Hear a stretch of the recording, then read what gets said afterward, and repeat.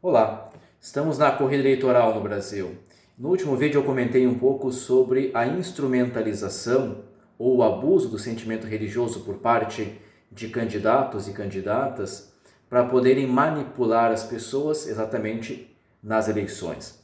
E eu gostaria de comentar um pouquinho hoje sobre a questão da religião e a política como tal. Quer dizer, a ideia de que a religião e a política não devem se misturar.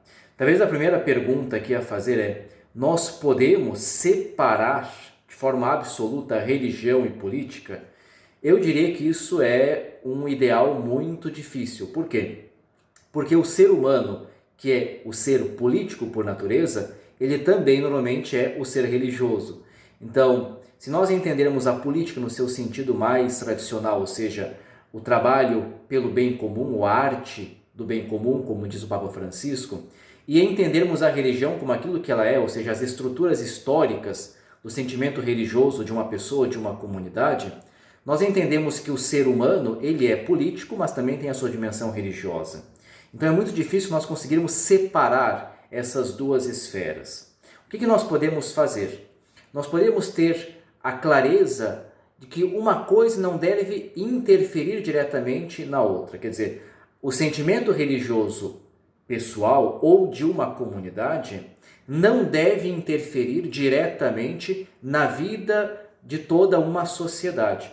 É uma separação que nós temos que fazer com muita cautela, mas que é possível fazer, apesar de, repito, ser muito difícil tirar completamente do mundo político o sentimento religioso, porque é o mesmo ser humano que realiza as duas coisas. Agora, quando nós olhamos, por exemplo, a famosa crítica de Marx, a ideia de que a religião é ópio do povo, lembremos que Marx aqui não está criticando a ideia de Deus porque não lhe interessa, quer dizer, se Deus existe ou não existe, para ele é indiferente. O problema de Marx era com a religião. Ele dizia, olha, a religião, o que ela é? Ela é um anestésico mental.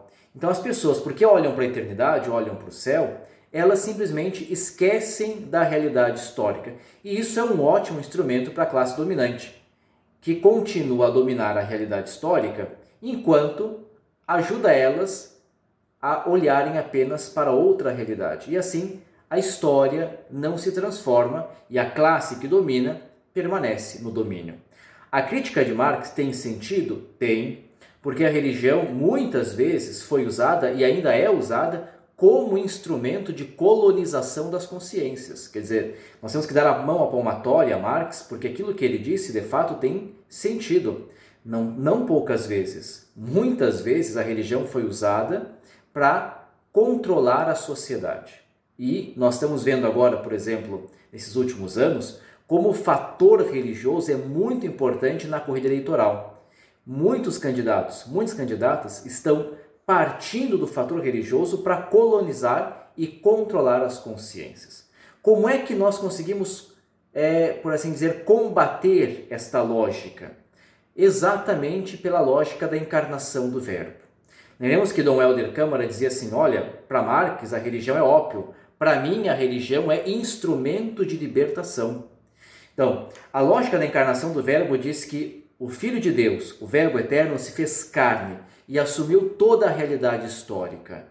Ora, se Deus se fez história, toda a história é lugar da presença de Deus. E, portanto, se nós somos seres históricos, a nossa história é o nosso lugar de presença hoje e nós temos missão divina de transformar a história, enquanto olhamos para a eternidade, evidentemente. Mas lembramos que é uma única história que em um momento se transformará em glória na eternidade. Nós caminhamos para a eternidade, mas dentro da história. É nossa missão transformar a história. Nesse sentido, a religião ela pode ser instrumento de libertação, porque ela me dá as condições e as capacidades críticas de olhar para a história a partir dos critérios evangélicos e entender o que se coloca contra o projeto de Deus e trabalhar para transformar a realidade histórica. Não basta eu apenas olhar para o céu, não basta eu apenas querer a minha salvação. Eu preciso trabalhar pela transformação da realidade histórica de acordo com os critérios do Evangelho. Recordemos que o reino de Deus já foi iniciado em Jesus, dentro da história humana. E aonde a lógica de Deus é vivida, aonde o mandamento do amor é vivido, aonde os valores de Jesus são vividos, aonde o mal é vencido, aonde a miséria é combatida, ali o reino de Deus já está acontecendo. Não permitamos que a religião seja instrumento de alienação, mas que a religião, no meio de nós, seja para nós instrumento de libertação e dê às pessoas consciência crítica sobre a realidade histórica.